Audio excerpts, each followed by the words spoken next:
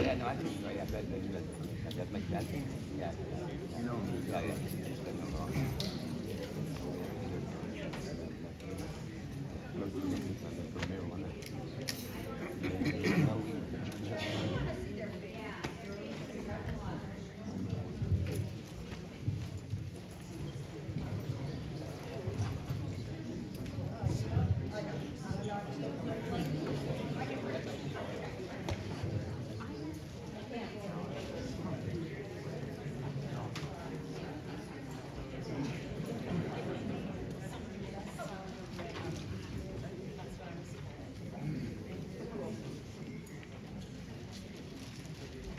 Okay, I think that we are ready to go.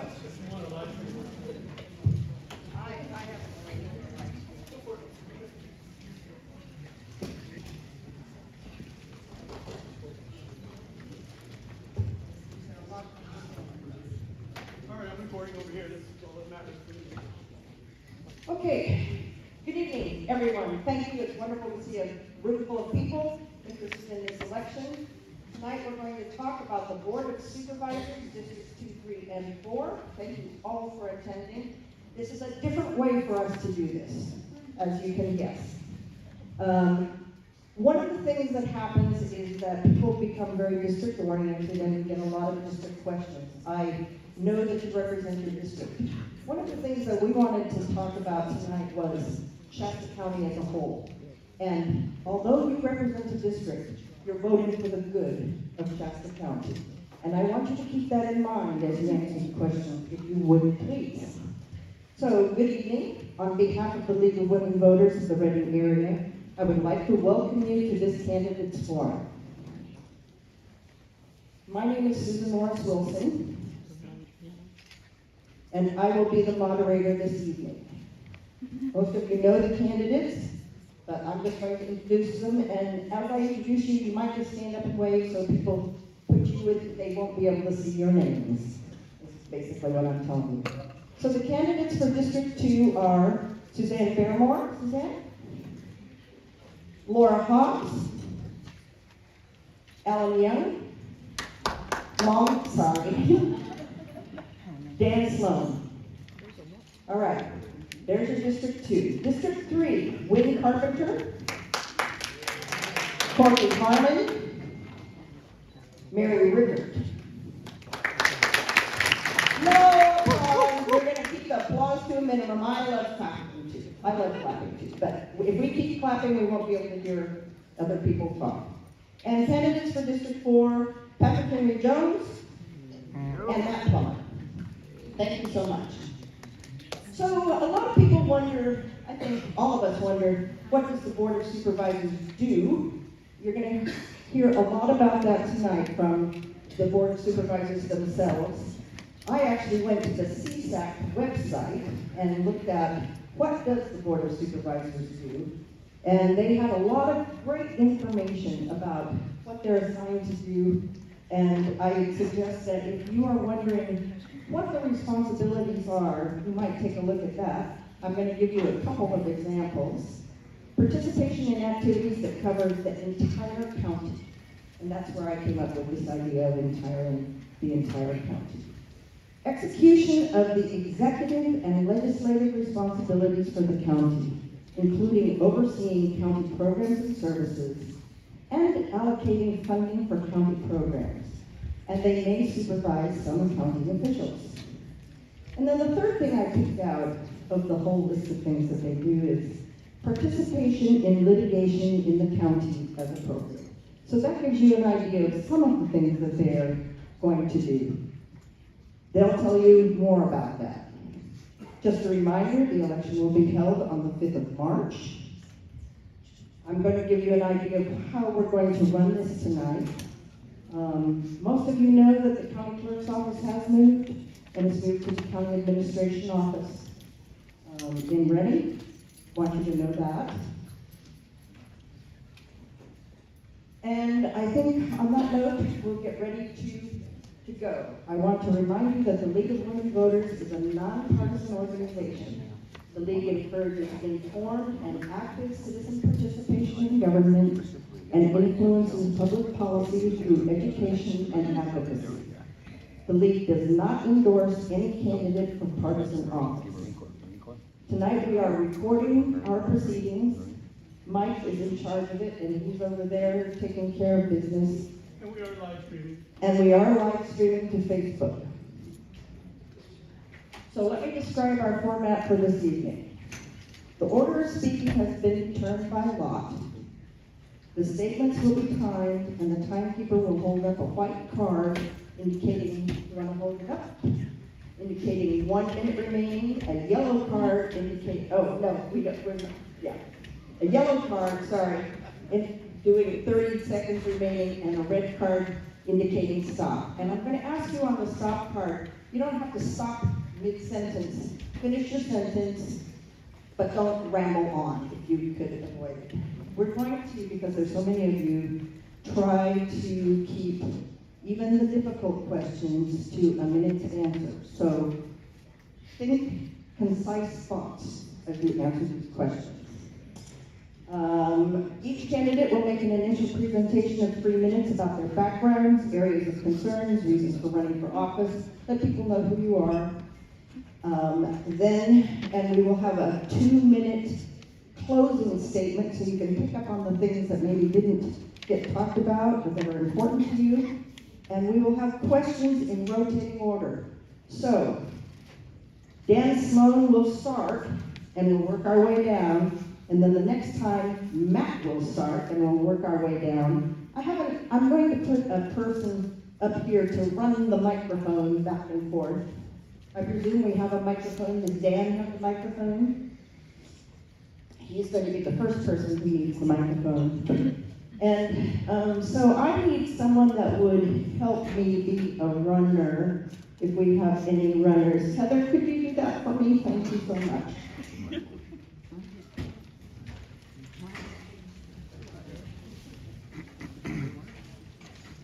As you came in, you were handed 3x5 cards, or maybe people asked you if you wanted the 3x5 cards. You need to write your questions on those cards. You need to get those questions to the League of Women Voters. If you stand up and wave that thing around, somebody will come and get it. We've got some wavers here, but they have to wave with a little more vigor, I think, you know. And so we will collect those cards and take them to the back and get them sort of organized so that I can ask questions that I can read and make sense. If you need a card, you can raise your hand and get a card. If you need a pencil, you can raise your hand and get a pencil. One of the things that I'd like to ask you is, as you ask questions, and I saw some of the questions back there already, and the question was for Dan Sloan only. We're not going to ask anybody only the question. So make your questions general and appropriate to everyone that's sitting there. We're talking about the whole of Shasta County. So if the Dan Sloan person who had a question for Dan Sloan thinks that it's good for everyone, we can use it. But if you think it's only good for one person and you put one person's name on it, we will dispose of it. Have to tell you, this is a large crowd. We are not going to be able to answer every single solitary question. But I am betting that the folks that are here will be hanging about after we're finished. And you can talk to them then. They also have campaign materials out in the other room. And be sure and look at those. We appreciate your attendance tonight. We're going to try and end at 8 o'clock. What are the bets? You think we're going to finish at 8 o'clock? Don't know. But I would appreciate it if you would keep clapping till the end of the whole thing, and then we can stomp our feet, clap our hands, yell and shout, whatever we want to do. Our timekeepers tonight are these two ladies right here in the front. Most important for you all, keep an eye on them, and they will keep you informed. Any questions about what we're going to do? Got it? This is the usual format for the League of Women Voters, but we have a lot of new candidates here, so it's really fun when we have different people. Okay, on that note, I have some questions. They gave me 4 questions right here. And so we're going to get started. And Dan, we start with you. 1 minute. No, 3 minutes. You are doing your opening remarks. Scared you, didn't I? Scared you. Okay, off you go, Dan. Do I sit or stand? I think it would be nice if they could stand. Yeah. I'm standing. Don't walk around in front of the table, but stand. I won't. Ready? Go. I'm Dan Sloan, and I'm really pleased to be here tonight. This is my first time running for an office like this, so it's an honor for me to be here. I was born in Shasta County in Reading, and actually moved from the hospital into the district that I currently live in. Can you hear me? Better? Keep your mouth right I up. recognize that. This is an ice cream cone. All right. So I was born here, and my father passed, moved out of town after an accident when I was 1, moved back during high school. So I went to Shasta, Enterprise High School, Shasta College, and then on to Simpson University. So I have a lot of experience in culture, heritage, and just growing up here, lots of friends and neighbors. And I went into business, dropped out of university when I was 23, bought my first company, and did all kinds of really cool stuff. I think as an entrepreneur and as a businessman, learned a great deal, the School of Hard Knocks, wore lots of hats. At the same time, I recognized that I couldn't do it all, so I went back to university and continued my education as I managed and operated companies. Went on for that for a couple decades. Did a lot of business with Philip Morris, Procter & Gamble, Coca-Cola, large Fortune 500 companies, doing business in many states around the world even. And in my education, I've earned a doctorate. I have several master's degrees. My doctorate is in the area of financial economics, and had the privilege of going to work with the U.S. Department of State in China, and Georgetown University, DC is part of that, and Pepperdine University, the law school there. I've done a lot of things in education, and diplomacy, mediation, arbitration, and all those areas as well. Very experienced candidate in many different areas, business as well as education, finance, economics. So I bring a plethora of information and ideas with me. I'm the chairman of the Shasta GOP. I'm on the mission, Good News Rescue Mission Board. I'm the treasurer there. Red Hawk Republicans is a college Republican entity that I helped create to help educate students about democracy.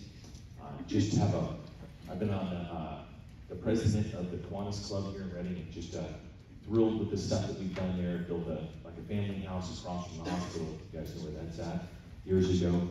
And I'm really interested in what I can do here. That's why I'm back. Is what can I do? I have a lot of skills I can really go anywhere in the world. But what can I do to help my community, the one I was born into that I care a great deal about, and help use all of that knowledge and experience I have that the government helped pay for, and put that back into a community I really care about. Thank you. Thank you. Matt Plummer, you're next. Hi, I'm Matt Plummer, and I grew up in a small town in western New Jersey, about 1 square mile big. And so I went through a K-8 school with about 150 kids, learned to get along with everybody because I was stuck with the same 18 kids for 9 years, which was trying at times. And after school, I went to work for a company that was kind of like Amazon, but for industrial supplies. So we sold nuts and bolts. I worked in the warehouse as a manager.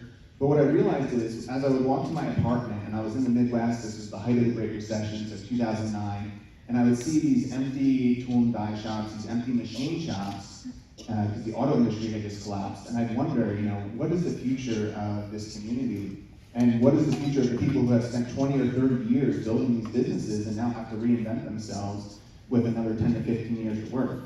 And so I started to say, I'd love to do something where I could be thinking about these problems and these challenges rather than how to get more packages through the warehouse, which is great work, but I wanted something that was focused on the community problem. So I left that, I joined a nonprofit that basically goes around the country and the world and finds nonprofits that are doing something effective and then helps them grow. So we would develop 5-10-year plans, we connect them to funding, and we help them solve challenges in the community, whether that was working with police in Philadelphia who were trying to prevent crime by working with young people there, or working in the child welfare system with youth who turn 9 years old, the chances of them getting adopted drops by 50%. And so we would work with those types of organizations. Moved here, was working remotely with my wife and I, moved here with 2 young girls, now we have 3 girls. And after a year here, I said, I want to stay here, I want to invest in the local economy. And as I looked around, I didn't see that many jobs that could become careers, where people could grow with the organization. And so I said, what if I start a company here? And with the hopes of employing people, of giving them a career path. And so I started a company that trains other companies, nonprofits, and government agencies on how to be more productive and efficient, how to use critical thinking to solve problems, and how to manage people. And so that's what I've been doing for 6 years. And the idea behind that was, what can I do to move the community forward on the issues that I am seeing? And so about 3 years ago, I started to say, wow, government is having a huge influence on our community. And I would see, announcements from Sacramento, we're doing this initiative, or spending $12 billion on homeless, and then the problem would get worse. And so I said, I need to get involved in government. I started working on campaigns at the state level, county level, and then most recently in the city of Reading. And for me, deciding to run was really about making progress on the challenges that are facing our community. Reducing homelessness, cutting crime, and fixing our roads, getting back to the basics that we want government to take care of. But as we look at that data over the last 10 to 20 years, most of those things have gotten worse and worse. And so I want to see progress on those things that affect us on a day-to-day basis. Thank you. Mary Ricker? Thank you. First of all, I want to thank all of you for coming out tonight. This is really warms my heart, the fact that so many people are caring about Shasta County and our future. So I think it's really a testament that we care about our county and we want to see change and we want to see improvement. So a little bit about my background. I have a long family history of being involved in making communities better. My grandfather in 1929 started the FFA program and was chief of the Bureau of Vocational Education for the state of California. And in 1933, they were about to close the doors for Cal Poly San Francisco. He was asked to go and take it over, and he served for 33 years as the president of Cal Poly and founded Cal Poly Pomona. And during that time, I can remember as a child listening to him, and he was passionate about Cal Poly and wanting it to be a great institution. And with that, I remember my father was the same way. He also was a teacher early in life, and he worked for the State Department of Education. And I learned at a very young age that being a leader and making change was important in your life. And so I tried to carry that through. My husband and I, we've been married almost 51 years. I got married at 12. And so when he got out of Purdue with a master's degree in ag economics, we went to work, and he's a professional farm manager and accredited rural appraiser and real estate brokerage. And we also, but probably what we're most known for is our Prather Ranch. And that particular ranch we worked really hard with over the years, and we earned several awards, national, and we were the commercial producer of the year for the North America. Jim and I were selected at one point by the American Society of Farm Managers and Rural Appraisers as a professional farm managers of the year. We competed nationally. We have won the Governor's Award for Economic Leadership and Environmental and Economic Leadership. We won the Aldo Leopold Award. And I always put my heart and soul into whatever I did. And about 5 or 6 years ago, no, I guess it's been longer than that, I was appointed to the State Board of Forestry and Fire Protection by the Governor Brown. And I worked on that for about 3 years, but I had people calling me from Shasta County, my home, and saying, we need you because we need to address mental health issues, substance abuse issues. I served for 10 years on the mental health board for the county, and I was very involved with the National Alliance for Mental Illness. I taught the family course. And so those are some of the things I'm passionate about. I'm passionate about forestry. I got the Shasta Fire Safety Council up and going, and it's really making progress in this county. I'm also passionate about agriculture, and I'm passionate about mental health issues and substance use in our county, because as a result, we have so much crime. Public safety is a big issue too. So with that, I'm getting the time, that my time is up, so thank you for coming, and let's have a great time tonight. Laura Hobbs? Good evening, everybody. My name is Dr. Laura Hobbs, and I would like to begin this evening by all of us standing and saying the Pledge of Allegiance.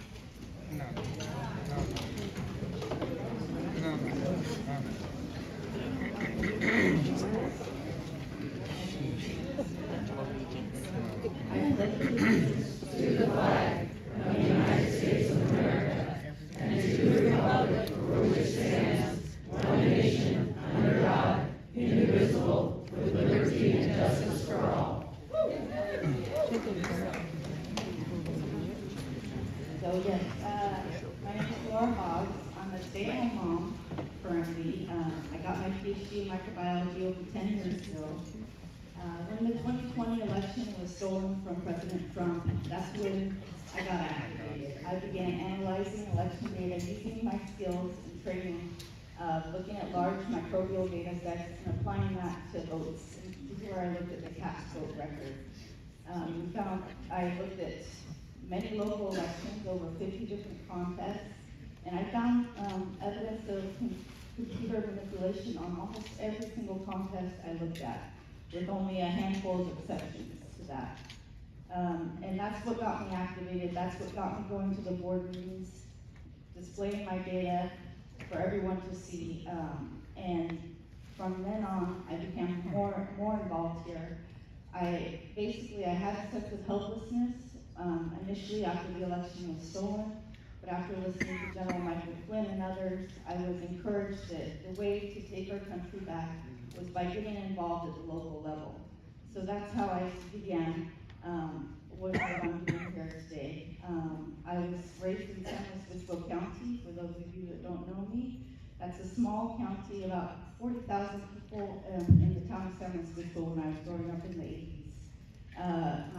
My grandparents settled in rural San Luis Obispo County, so I'm familiar with the rural concerns, and San Luis Obispo County to this day is still considered a rural county. But we moved here about 3 years ago for health concerns, and also because I have family here. My sister's in District 2, my mother's in District 2.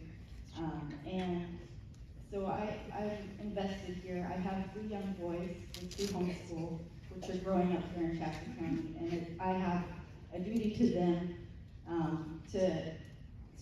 for their future, to keep our country safe, to get involved, and my goal is to make Shasta great again. Thank you.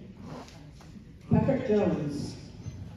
Well, thank you, everyone. And first, I would like to thank the league for putting this on tonight, and Laura, I'd like to thank you for doing the flag.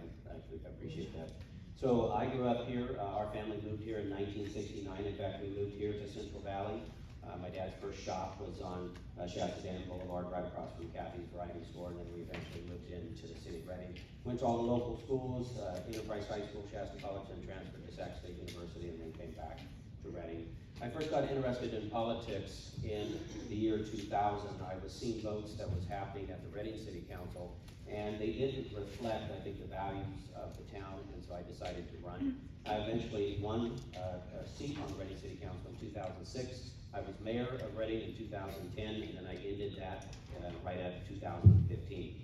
Shortly after that, I took a little break from politics. I married my beautiful wife, Lori, and settled down a little bit, but then the urge came back. I started watching what was happening at the Shasta County Board of Supervisors, and again, felt the same urge that the votes that I was seeing affect the county was not reflective of the people. And so I ran in 2019 and 20, and I won my primary in 2020 and went on to win in the fall. And the very first thing that I did, the first day in January of 2021, is I opened the doors to the Shasta County Board of Supervisors and let the public in. And I was very proud of that. I promised the public that I would do that. I also took down my plexiglass and began the hard work of affecting change the way I felt a conservative person would do. This last year, I was super proud. I was chosen to be the chairman of the Shasta County Board of Supervisors, and that was a great honor. We did a lot last year, and we're already doing a lot this year. We have had more meetings than we have ever had. We've had more night meetings, we've had more public comment, and these all are, and at the end of the day, we've gotten more work done for the residents of Shasta County. I'm proud of the accomplishments. We attempted to get rid of the Dominion, well, we did get rid of the Dominion voting machine, but only to have the state come around and pass AB 969, stripping us of local control for counting our ballots. Elections are important, and we're going to continue to work on that. I was very happy with the Second Amendment resolution and stopping SB 2 to the best of our ability. I was very happy with putting on the ballot term limits and the charter county. So we had a lot of good decisions. I'm very happy with the Shasta County Board of Supervisors, and I don't usually say that very much. Usually I'm more critical of government than positive, but this board in the last year, I believe, is looking out for the best interests of the people here in Shasta County. And I'd like to have your support for one more run. That's what I've got left into me, and 2 terms would be great. So I appreciate your support, and I appreciate all of you being here tonight. Thank you. No, Winnie Carpenter. Hello, my name is Wayne Carpenter. I'm from District 3. I'm 7th generation Shasta County resident. My family's been here before California was even a state, in District 3 specifically. Winnie, So- can I ask you to hold your microphone a little closer to your mouth? Pretend it's an ice cream cone. Can't you hear me? There you go. Oh, okay.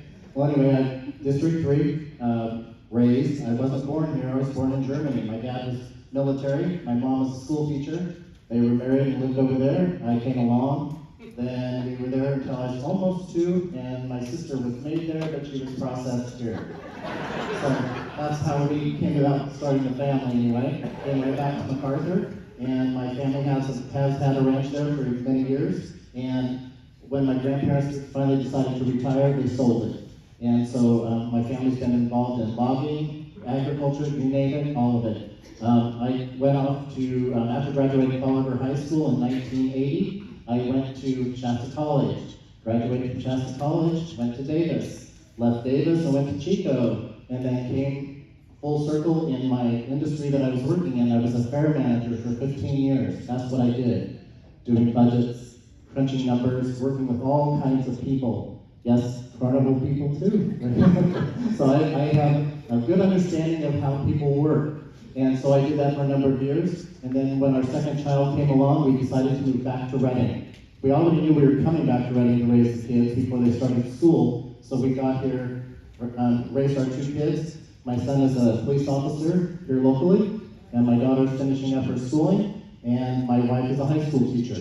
So we are vested, we are going nowhere. My parents have since passed and sold the properties that they had, and we're moving on.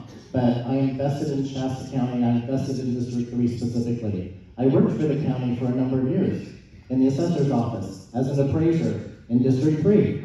So I know that area very well. I know where the meth labs are, I know where the marijuana grows are. I know there are some really good people out there, and there are some great properties that have great value out there. And there are a lot of good businesses out there that are struggling because the county hasn't helped them. So we need to get that fixed and get the county fixing all these businesses and helping these property owners to do what they need to do so everything improves. If you have any questions later, I'd be happy to answer anything you want to ask. By the way, I do a radio show on Sunday mornings, but I haven't been doing it for a while because there's a big problem with running a campaign and being on the radio because it's perceived that you have an unfair advantage. So I purposely have not been on the radio for, 3 months now. But as soon as this is over, I'll be back on the radio talking politics like we always do. And we criticize politicians, criticize this guy, criticize all of them. Thank you.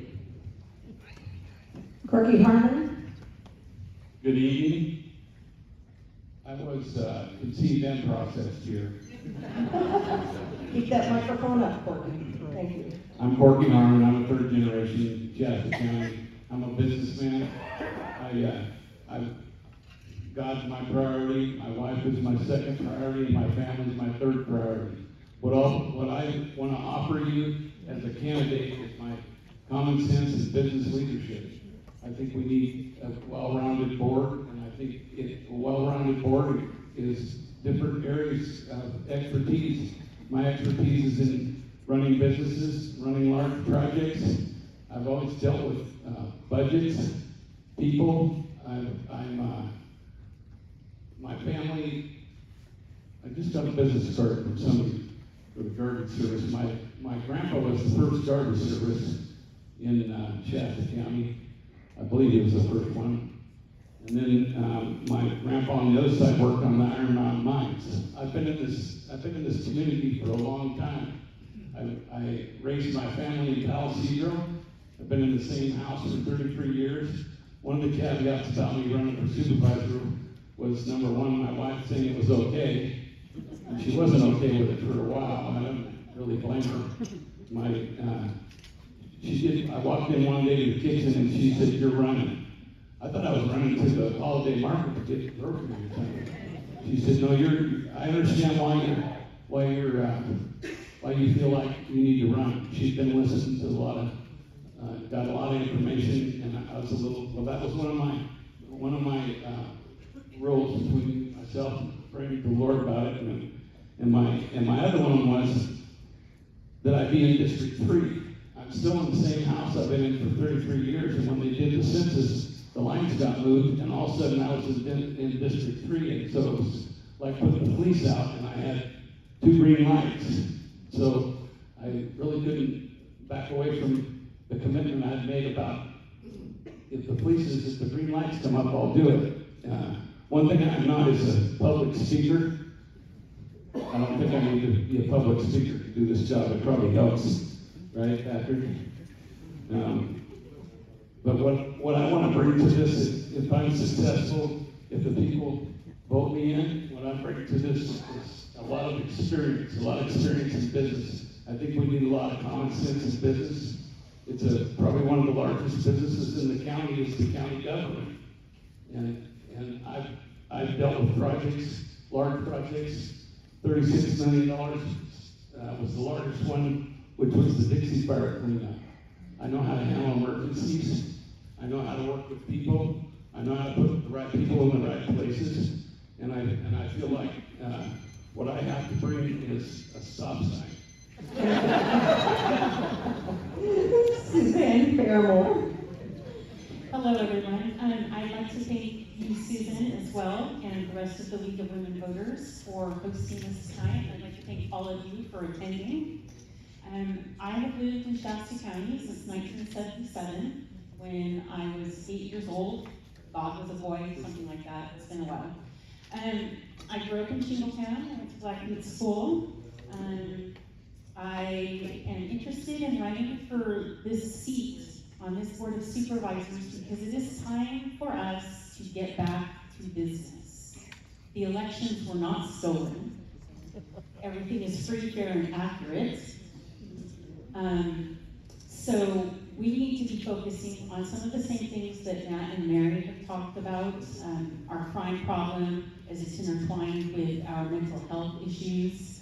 We need to be focused on having a good governance team.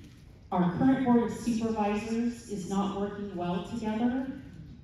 What I do in my day job currently is I am a field rep for the California School Boards Association. I spend some piece of every single day helping school boards work together positively and proactively to meet their mission and accomplish their goals. And I would like to bring that kind of experience to county government.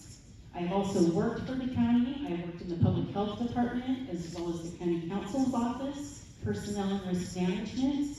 So I have some very unique roles in my work career where I understand more than most how every single department operates, the rules under which they have to follow, how their budgets flow from the state, pass through into the county. So I bring that kind of collaborative knowledge. One of the things that I'm most proud of when I worked in public health is that I worked with all the nonprofits virtually in the county. We did a lot of really great dynamic collaborative work. One of the things that my role was to help make sure that contracts got out on time for that department and to find ways to get the work done, the positive things that our department was doing. We would find the ways to make it work through very complex contracting issues and laws. And I feel very satisfied that we got a lot of good work done when I was in that department in that regard. And that's the kind of stuff that I would bring to this role.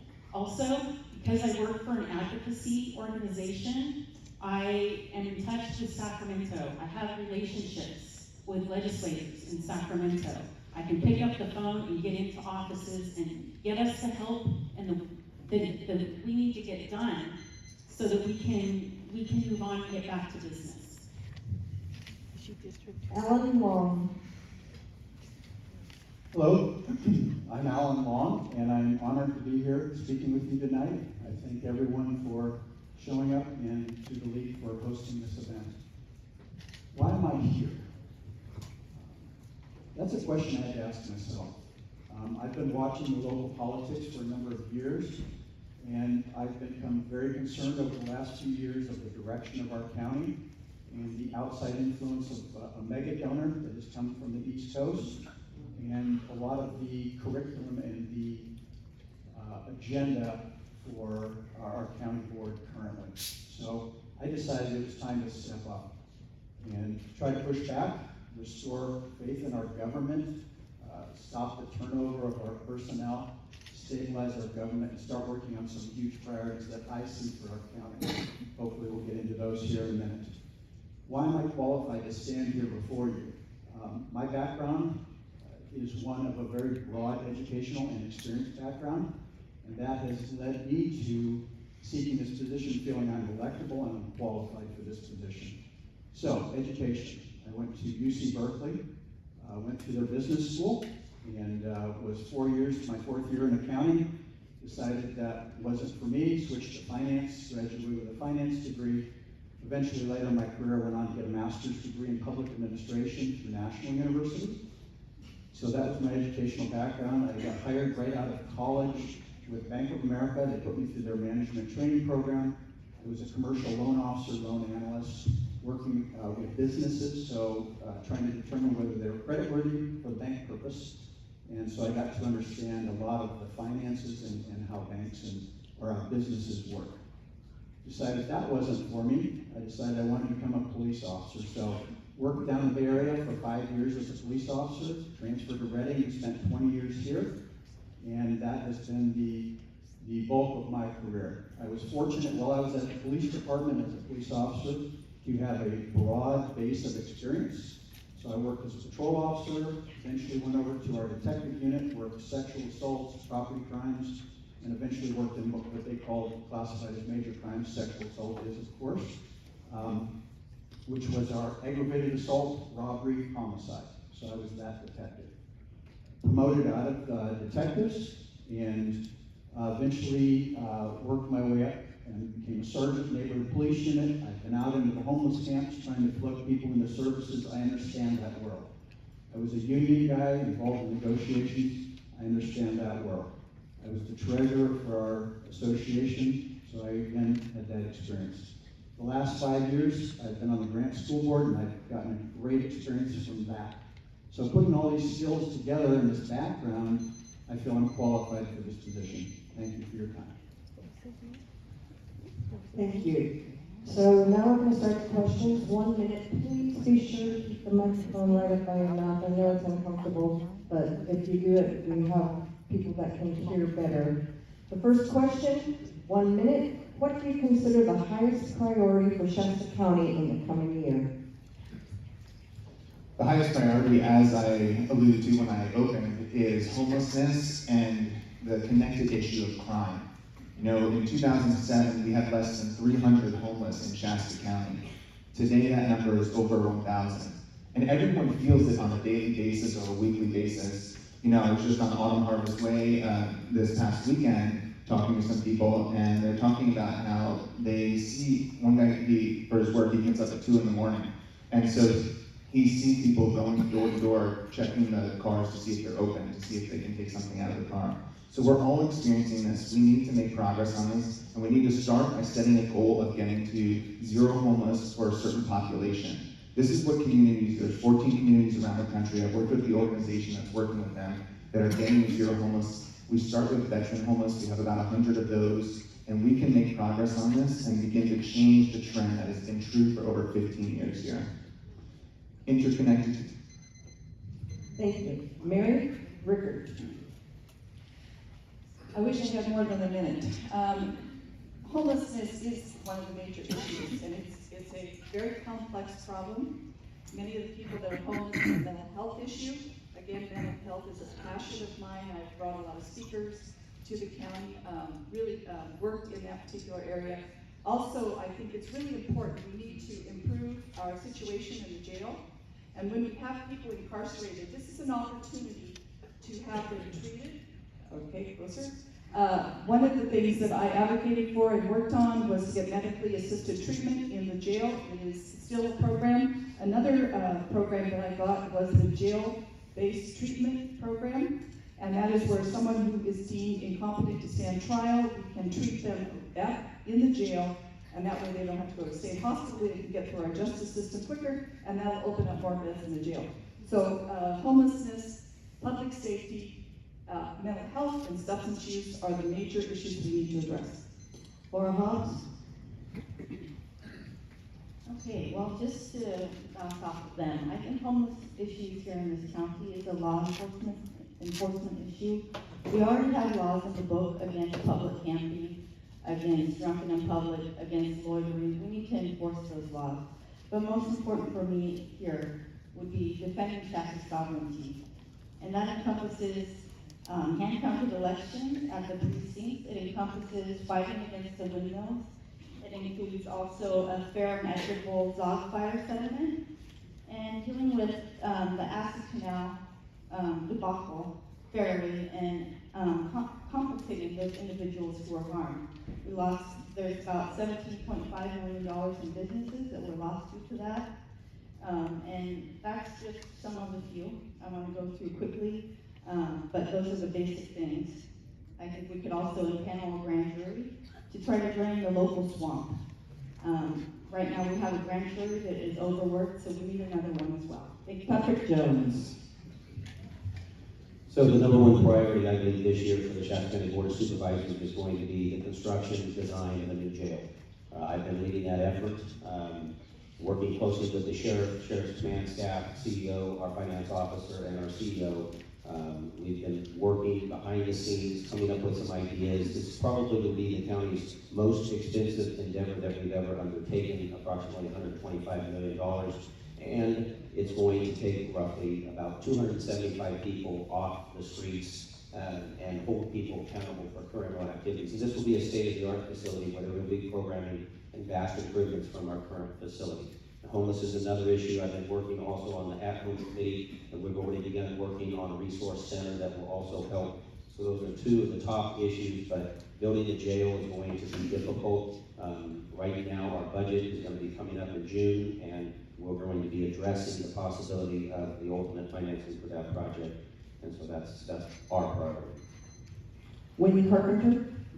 Again, it would sound like a broken record here. We want to get the jail done. We want to get the expansion of the jail itself once the new courthouse is ready to be moved into, and get the old one vacated, and then do some remodel there and expansion where we can to make sure that we accommodate all those that have mental health issues to be treated here locally.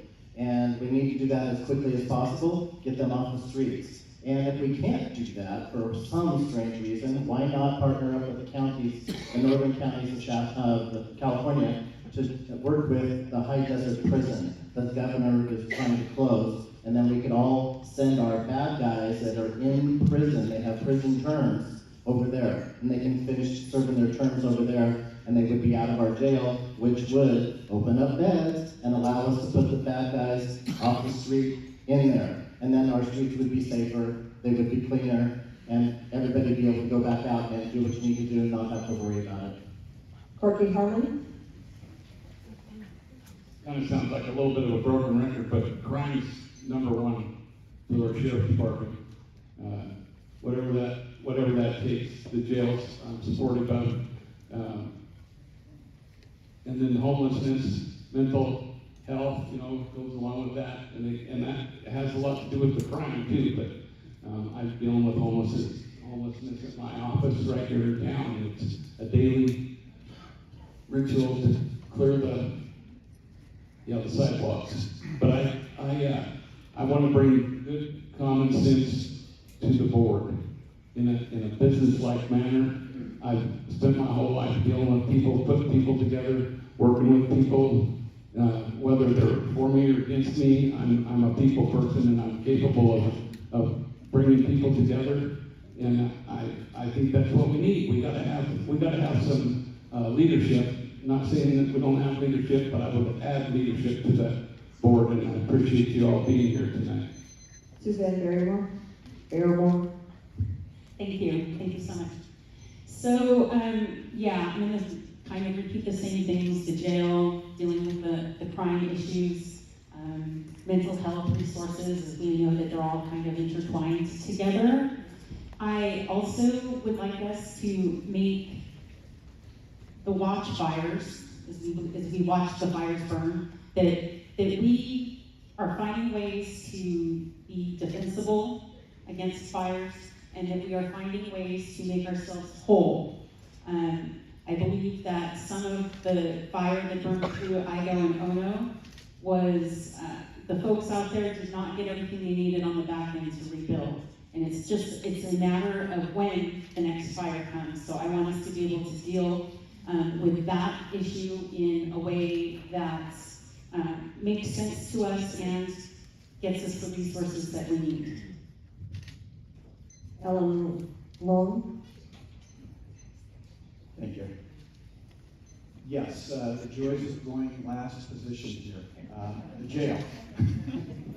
So, from my perspective as a police officer and then eventually as a police lieutenant here with Reading Police, I got to know collaboratively with a lot of people in the community and worked on those kinds of relationships and understand the importance and the problems we're having with crime currently. There is no accountability for crime, especially for lower grade quality of life issues. So we need to build a new facility. I don't believe in expanding the current facility outward for a lot of reasons. I believe in the facility that Sheriff Johnson has proposed, which is out on Airport Road, which will have a mental health component, drug addiction component, and it would be also additional bed space. So that's what I'm going to work tirelessly toward getting that facility built, and I've got a lot of ideas on how creatively we can get to that point. Yes, Sloan? Thank you very much. Yeah, there's been some great stuff going on here. I've been back for 5 years at Simpson University. I'm the MBA director. I built the program and the business director chairman out there for schools, for the school. And in part of that, I meet a lot of business people, and I hear about crime and how it impacts their businesses. I meet a lot of people in our society and community, and I echo a lot of the comments made. The crime is really severe. Some of the things that I've been doing, apart from agreeing that we need a new jail, and we're just very thankful that the floor is open. But we need to pursue other methods besides just what we're doing. On Saturday, we're going to have, this coming Saturday, a signing for an initiative called the Homeless Drug Addiction and Death Reduction Act, which helps turn back the clock on Proposition 47. It's supposed to go on the ballot in November, hopefully. It's only been out there for about 2 weeks, and we've got 250,000 signatures on already. Kevin Kiley and a whole bunch of people that jumped on it today, and through the Republican Party and some of the chair, we're really pushing it. Thank you. Okay, Mary, you get to answer the next question first. And the next question is, what are the top 2 things you plan to accomplish to improve our county? There are so many things that need to be done. I think that one of the things, I think we need to bring back stability and decorum to Shasta County. I think we need to focus on what's important. I have noticed in the last year in particular, we've had several agenda items come before our board that really doesn't impact the majority of the residents of Shasta County. And I care about every single resident of Shasta County. This position is not a partisan position. You shouldn't be focused on political parties. You should be focused on each person. I do think that we need to really focus on substance abuse, the homelessness. I agree with Alan. I think that we need to get a facility that's going to be able to address the needs of those who are incarcerated with their mental health issues and their substance abuse issues. That is something I'm going to really focus on. I also hope that we can, I'm going to continue with my work with the Fire Safe Councils and make this a more resilient county, and to really work on home hardening and defensible space with all the citizens of Shasta County. Next on the agenda, Laura Hobbs. Okay, well, I think that, yes, the forum is important, but more important to the citizens of Shasta County are issues like the Zog Fire settlement. Stephanie Bridget, our DA, settled that using county funds. And the money was distributed by Stephanie Bridget instead of the Board of Supervisors. So one thing we can do immediately is change that. If county money is used to settle the case, then the Board of Supervisors should be responsible for the distribution. Unfortunately, she gave the money to her pet project, the Children's Defense Fund. And the citizens of Idaho Ono got very, very little money. We got 200,000 out of 50 million. That's not right. I will stand up, I will fight for the citizens of my district and all the citizens of Shasta County. Same thing with the acid canal problem. The citizens were harmed, we need to rectify the harm, and whether that be a lawsuit or figuring out what laws were violated, we need to do something about it. Thank you. Patrick Jones? So obviously, building the jail and making reasonable progress on homeless issues. Again, I think the at-home resource center is going to be very important. Early on, Sheriff Johnson did take a look at a piece of property off of Airport Road to have an off-site location. The problem is that is a landfill, you cannot build on it. The estimates for an off-site jail to build completely is around $500 million. We do not have that kind of money. We do not have the financing for that. What we're proposing is being able to do it in the downtown campus where we own the land, and it's in a price range that we can afford. And that price range is still around $125 million, but it's within our grasp. If we continue to go and look for something that we can't afford, it will stall, as it has done several times in the past, and we will not get any forward movement. I'm proposing an opportunity to build a facility that will take 275 more people off the streets. We're going to push hard for that this year. I think we'll get it done. Wendy Carpenter? I would like to have a forensic audit done of multiple departments of the county immediately. We need to find out where the money's going, who's authorizing the money, how it's being spent, all that. That's what a forensic audit does. And that's never happened. We have an audit department who audits, yes, debit, credit, balance, good. Now we need to find out where it's all going, especially with some of these other programs, these mysterious programs that are mentioned, but nobody ever comes up with follow through on them. So we need to absolutely do forensic audits. That will tell us where the problems are. That will tell us what we need to fix immediately. That will tell us if we have enough money for all these projects that we're looking to do. If we don't have the money for the projects, it's a bad thing to do. We're not going to make it happen. So let's look at that, get the forensic audits done. We can do several of those simultaneously, get the reports back, and they will take time. Don't think it's going to happen overnight. So we need to get those things done quickly and make it happen immediately. Corky Harmon? I want to, it's kind of like saying the same thing over and over again, but I want to bring common sense back to the leadership. It's like, and I don't want that to sound like I'm dogging on anybody, because I'm not. I just want to do what a businessman would do. I want to go in there and go into the different departments and meet with the department heads. That's what I do. I put groups together and I work with people, and I know how to talk to people, and I know how to get people to want to be led by you because they're motivated. We need some motivation in there, and we need people that will and that's distracting. But we need people. We need to be able to go in there and meet those people and see what each department needs. And I'd like to see it way more friendly for the builders. The builders out there, it's frustrating, and I know I'm speaking like a contractor, but it is frustrating to get a project through. And I think there's some really good projects that need to get assisted, and the people in there need to treat them like their customers. Suzanne Barrymore? All right, so first and foremost, what I would like to see as a priority as a supervisor sitting on this board is for the board to work together as a team and to work respectfully with its elected and appointed department heads to get the job done. I feel like there have been too many decisions in the last couple of years where legal advice has been ignored, where the experience and knowledge and education of the people who are the professionals in our elections office, in our DA's office, in our sheriff's department, have not been listened to as part of that process. You know, these are the people that we want helping us craft decisions. All of us could probably be good leaders in one way or another. We have our individual strengths and weaknesses, but we need the experts. Ellen Long? Yeah, I believe strongly the first thing we need to do is we need to restore our county government. Without a functioning government, you have nothing. You can't get to your priorities, you can't do your things you need to do for the citizens. So I won't belabor that, but I'm very concerned with the turnover in our key department heads. A number of employees at the line level are in queue, ready to leave. We have to support a living wage, and we have to support a stable government, and then we can venture out.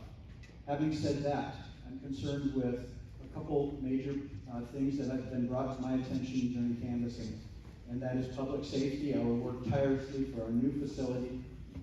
And another thing is with all the components, and another thing is fire safety. I live in District 2, and every year we live in terror of fire. So I've talked with fire experts, and that is a story to be continued.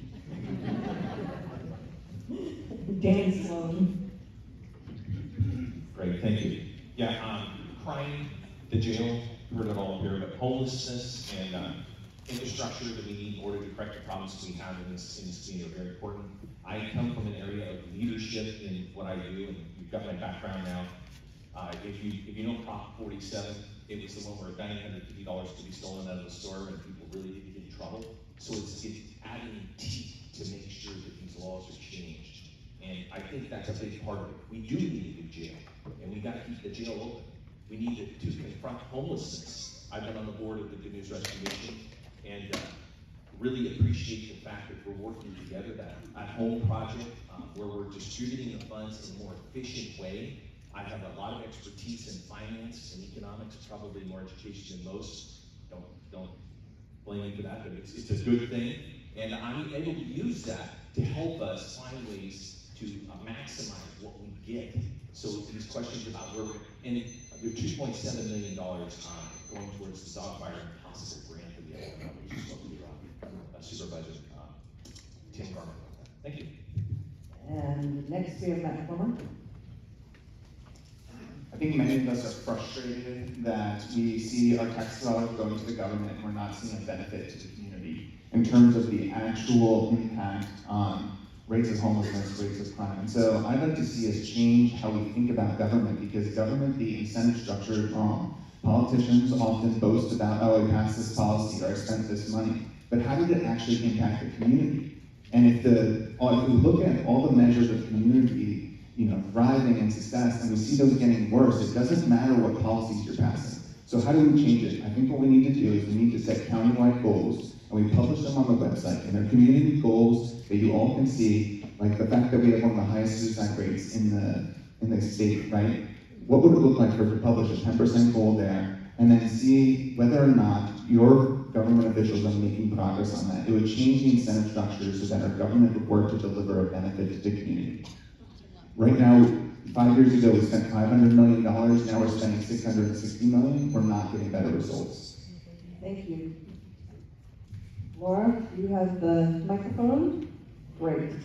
So the next question is, where do you stand on Measure C, which is term limits, 2 terms, and some caveats, and Measure D, which changes our county to a charter county? I support term limits. I think it's a great idea. I don't support career politicians, people who are getting in this for the next step of using Shasta as a stepping stone. They see themselves as a candidate that might be better suited in Sacramento or DC. We don't need that here. We need ordinary citizens with proven humility. We need people like me who are willing to do what's difficult, step out of their comfort zone, stand up for the people of this county and for the future of this county. And what was the other one, Measure D? Measure D is a charter county. Charter, yes, I absolutely support Charter County. However, it depends on how it's written. I like what's going before the voters in March. I think we should all vote yes for that. It's a very simplified version. We can add to it more as needed. I think we should add more to it as needed, but it's a very good first start. Thank you. Patrick Jones. Yeah, so I was happy to vote, and my vote was a key vote on these to get both of these to the voters here in March 5th. So First, with regards to the charter county, there's only one thing on the charter, and when it says there's a vacancy within the Shasta County Board of Supervisors, instead of the governor picking that, the board has 3 options, and the board makes that decision. We can either appoint, we can have a special election, or let it go to an election. I think that's a very big thing. Also, term limits, I was happy to support that as well, 2 terms. That creates a sense of urgency with supervisors. Many supervisors, as we know, have been on there for 12 years, 16 years, 20 years. When you limit it to 2 terms, you've got your work to do, there's a sense of urgency to get that work done, and then make way for the next person. So both of these will be to the voters, and on the charter, for example, if there's ever any other changes that are going to be added to the charter, it always goes before the public. For example, I would like in the future to add an elected position for the coroner, and that would be voted on by the public, always by the public. You have control over your own charter. Win Carpenter? Ditto. I mean, how do you, how do you follow that one? I support everything Patrick said for the reasons Patrick said it. I support doing everything that we need to do to make sure Shasta County is safe, and we are able to do what we need to do here in Shasta County. Whatever your business is, if you don't have a business, what have you, just to live your lives here in Shasta County. And those 2 options right there, the Charter County will allow us to do exactly that, not allow the governor from Sacramento, who is not friendly in any way, shape, or form, to make an appointment on our board, bypassing all of us, everybody county-wide, being able to vote for that, for those specific districts. So whatever district comes as a vacancy, he's gonna do it, and he's already done it 3 or 4 times here in California. So keep that in mind, and he's not doing it in one of the counties that doesn't want to put a Democrat into their office down there. They put up 6 Republicans, and he said no to every single one of them. Kirby Harmon? Here I go with some common sense. Term limits, the highest office in the land, the President of the United States, has 2 terms. That's the limit. Absolutely needs to happen all the way through all of our government. Term limits, it's creating a lot of, we got people walking up to a podium that can't talk. They gotta help them walk. They've been in there so long they can't even walk up to the podium, and they can't put 2 sentences together. I don't want to be here any more than 2 terms. I'm not sure I want to be here more than 1 term. In the charter county, absolutely, we don't want government overreach. That's all government overreach. We need to make our own decisions here in Shasta County. That's a no-brainer and common sense again. Suzanne Fairmore? So, in terms of term limits for local positions like board of supervisors or city council, things like that, things in our own community, I say let's take care of that at the ballot box. The ballot box has worked for us as a term limit for all the years that we've been voting. I think there's situations where if you can't find somebody that you want to run in your community, then you foreclosed on letting somebody who's already been in the position and had the experience do the job. As far as the charter county goes, it's a form of home rule that I think is doesn't have a lot of teeth to it, doesn't carry a lot of weight. I also am very concerned about what a charter county looks like with the influence of revergence on those money. We've seen too much corruption in Shasta County with just the power-hungry finances that come in here. So we need to move on from that as well. Alan Long? Starting with Charter County. A charter county is not in and of itself necessarily a bad thing. However, this charter proposal is a bad thing, and I am not in favor of it. So there are a lot of things in this charter proposal that has not been properly vetted. It's one more thing that's being rushed through, that it's not taking into account contingencies, such as what happens if you lose 2 board members. Law requires 4/5 board members to make budget decisions for contracts. We can't have that happen. Most charter counties will have some provision there if the board doesn't appoint within 90 days or something like that, then the governor steps in. We don't have that written into this, so it's a rush proposition. I'm running out of time. Next topic. As far as term limits, I am against term limits because I think it's important that you have experienced personnel, and I echo the sentiment. The voters will decide who decides to stay in office. Dan Sloan?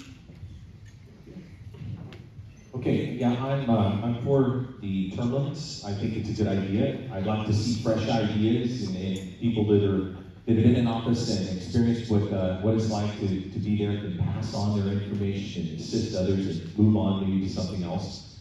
I would like to see that we have good quality candidates coming forward, and that will keep that process going. In addition to that, the Charter County, I'm for the Charter County. I like that it's simple. You know, what they're working with right now. We should have the right to vote for who we want to replace somebody. I'm a business person, and I like the fact that if I don't want somebody to be there, I can remove them, okay? And I can replace them with whom I want. We don't have that now, and that Charter County doesn't quite give that list yet, but we should have that right, and Newsom took that away. Took that ability to replace somebody if they are recalled with who we want. I would rather trust you or our board of supervisors than I would Gavin Newsom. Matt Plummer? I support term limits primarily because the incumbents have an advantage over someone entering into the race, and we're seeing that in Congress where it's very hard to run against somebody who's been there because they have so many institutional advantages. So yes to term limits. However, I do think institutional knowledge and organization is very important, and the fact that we've lost 30 of our senior leaders in about 2 years is troubling. So I think we need to make sure that we are keeping institutional knowledge. On the Charter County, overall, yes. I don't think the governor should have the ability to appoint our replacement. I don't want that to happen. I would prefer that the board not have the ability to appoint a replacement either, because a common situation where there'll be a vacancy would be a recall, and under that scenario, the remaining board members are likely to be in the majority that would have the potential to appoint someone that was similar to the person that was just recalled. And so I would prefer that it was just written such that there would be a special election. Mary Ricker? Yes, thank you. I was never a real strong proponent of term limits until the last couple of years in Shasta County. And given the situation that we have in this environment, and what I have seen happen to the employees and the department heads, our county council, lawyers, there has been a major exodus of people leaving the county. I had one of our clerks come in to me the other day asking me a question about the agreement that never actually happened in 2019 with the tribe. And so I had to go through the history. I've gotten so that people, the department heads, the new CEO, everybody comes to me because I'm the one with the institutional knowledge, because we've had such turnover. So that is the reason I'm running. And as far as the Charter County is concerned, I am against that particular measure. It is written such that it takes away the voice of the people. I'm a firm believer that the board should not appoint. I think that the people in that district should have the opportunity to vote for their representative. Thank you. Patrick Jones gets to go first the next I time asked he asks me I asked you for for a a good good question, not an easy question, a good question. So this is the good question, Patrick. Many of you have talked about unhoused people, homeless people as a problem, an issue. Several of you have talked about mental health. Where do you stand on Proposition 1? And for those of you who don't know, Proposition 1 changes the Mental Health Services Act to the Behavioral Health Services Act, so it affects the mental health services in the county.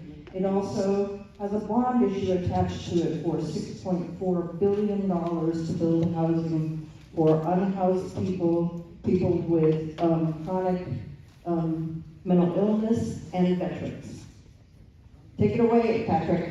All right, well, I would probably not support that bond measure, but I'm gonna go back and you know, I only have a minute. I'm gonna talk a little bit about some of the staffing we have. I'm very proud that we have a new CEO, Dave Rickard. I'm very proud we have a new assistant CEO. I'm very proud that we have a very good new health officer, Dr. Moo. I'm very proud that we have a very good support services director, Monica Fugit. I'm very proud that we have a new Health and Human Services Director, Laura Birch. They're doing a great job. They're representing the board, and sometimes change happens. And these changes have been a good thing. I'm very proud of the staff that we have at Shasta County.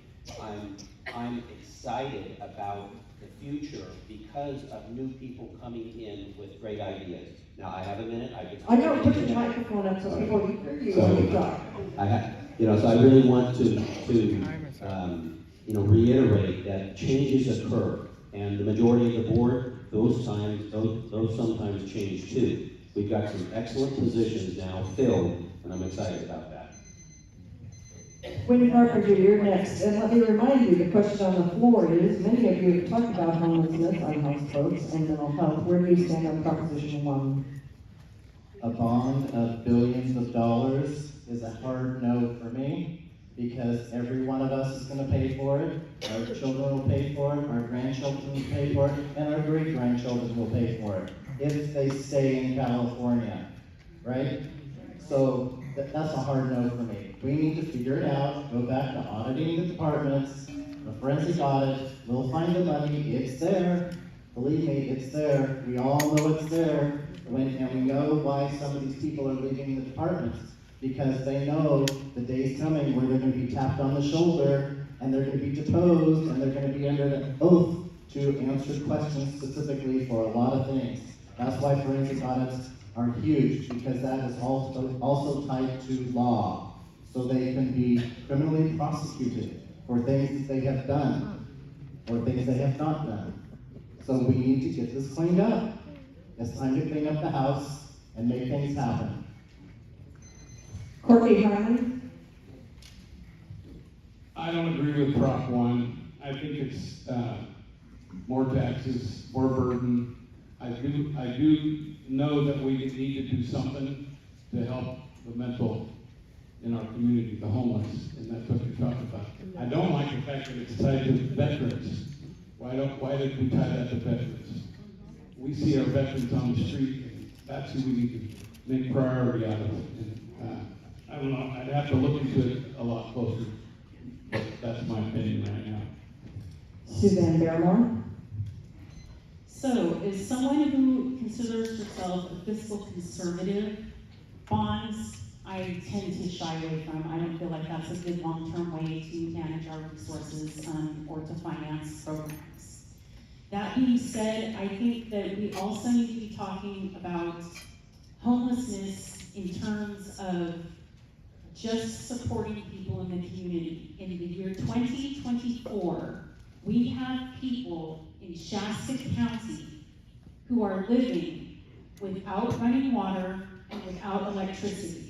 We've got a lot of quiet homelessness, quiet desperation going on in our communities, and we need to deal with those with a very integrated approach. Let's get some living wages. Let's make sure that we are doing the best that we can to keep our economy robust. Let's do what we can to bring trades and skills back into the community and deal with homelessness from a more integrated level. Ellen Long? $80 billion is a lot of money. Our government is going into what predictably a recession next year, possibly to the tune of $36 billion in a shortfall. To add that on top of that sounds problematic. I will need to do further research to completely understand this proposition. I will say that under care courts, the governor is about to open up billions of dollars of funding for mental health issues. And I think we should be all over that and trying to find out if that is something that is going to be done regardless. We should get our share of that and bring that home here to Shasta County to improve our homeless situation and our help with mental health. Dan Sloan? Yeah, I'm not for billions of dollars in bonds either. I'm a fiscal conservative, as you might imagine. And I am involved with the Good News Rescue Mission and have been involved with homelessness and the issues that are involved in that. We just had a board meeting today, and we're having a day tomorrow. And a big part of our community is we educate people really well on these issues. Leadership writing, best class ever, 2023. And we have a meeting tomorrow, and it's I'm the chair of the day. It's for health and wellness, and some of the people Patrick was mentioning are going to be there. Lots of people, about 30 of our community leaders or people that want to be in leadership will be there learning about these issues and how we can better prepare them for the future. We do need to have these changes they're having again at home, care courses, and being advised on how best to take care of these situations in a different way and a more efficient way. Matt Plummer? We do need inpatient psychiatric treatment facilities because the reality is we're paying for this already right now, every day, with the money that we're spending on homelessness, the money we're spending on crime, the money we're spending in our emergency rooms. We're paying for it already. Now, the challenge is that the state actually just gave out $1.4 billion over the last several years to counties all around California to build these facilities. Humboldt County built one, Mendocino County built one, Shasta County didn't get any of that money. I don't know why. But I'd like to see us actually go after that money, which was grant money and not bonded. Now, when it comes to Proposition 1, there's a part of it that takes some of that funding and gives more of it to the state to control. I'm not a fan of that. The reality is we do need these facilities, and so I think that I would support the second half of it that would, allow us to build these facilities. If we look back, it was Ronald Reagan who dismantled the original psychiatric facilities, and we tried to go with the community health centers. That didn't work. We need something in its place. Thank you, Mary Rickard. Yes. In 2004, I gathered signatures for Proposition 63, and that was the Mental Health Services Act. And that program, and Susan and I were on the board at the time, it actually has been a lot of, there's the innovative program, the capital improvement programs, lots of different programs within that structure. And it's my understanding Proposition 1 actually got some of that part of it. You're nodding your head, yes. And so I'm a little concerned how Proposition 1 is written. I agree with Matt. I think we need the facilities where we can put people that need treatment. Keep the microphone up. That need treatment and be able to house them in facilities where they can get the care and treatment that they need. It's very difficult to get people stabilized. But programs like early intervention that we have with the Mental Health Services Act, those are the kind of programs we really need to be focused on. And we need to get in there, get people treatment early in the process before they decompensate and they become so mentally ill that it takes a long time to stabilize them. Laura Hawks? Yes, I am against Proposition 1. $6.4 billion, that is ridiculous. That is, we can't live on credit here. We need to be responsible. I'd like to talk about programs that work for people who are addicted, but that want to get out of the cycle and break the cycle of addiction. We have programs, New Life Discovery Center is a very good example. However, they only house people and take people in the program who are committed and that follow the rules of the program. If they fall off the wagon, they are expelled. So we need to have programs like that available, but we do not need to go into debt for that. I'd like to say that I do support our veterans, and I don't think it's necessary to do a bond bill to support them. Furthermore, I would just really say that not only do we need to look at helping these homeless folks, but we need to look at what we can do to help the ordinary, law-abiding citizens of Shasta County. Thank you. Thank you. Winnie Carpenter, you get to go first this time. Shasta County is designated as a rural county. We have 180,000 people population, so that's our technical designation. What are the pros and cons of being a rural county? I must misunderstand. I thought we were a suburban county.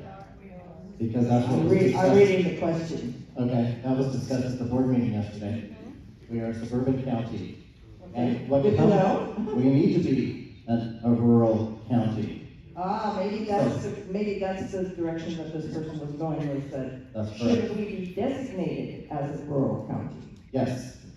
Okay. And for the following reasons. The suburban county classification gives department staff higher salaries, but it doesn't support it. Again, it goes back to the forensic audit I keep harping about. It's going to discuss all that. We have HHS that has how much money has been spent in that whole thing. It's more than half the budget right now, right? So when we're looking at $650+ million for Shasta County budget and 300+ for that part of the budget, we need to look at that to see what's really going on there. All the problems that we're talking about up here, the mental health, all those other things, can certainly be addressed. We just need to get it fixed. Thank you. And just to make sure that you have the right question here, Corky, should Shasta County be designated as a rural county? What are the pros and cons? So, if I understand right, Siskiyou County is a rural county, obviously, I know that. And one of the things that I have to deal with in our business, and you are dealing with it too, even in your personal vehicles, but they have exemptions from smog on your vehicles. I really like that idea. I almost moved my operations to Siskiyou County, or some of them are moving them to Oregon, but I think there's probably a lot of benefit from being a rural county, and I think there's a lot of grants and whatever that came in here because we were a suburban county that maybe we didn't want, but that might have been the motivation behind it. Is that true? Yeah, so anyway, there you go. Suzanne Barrymore.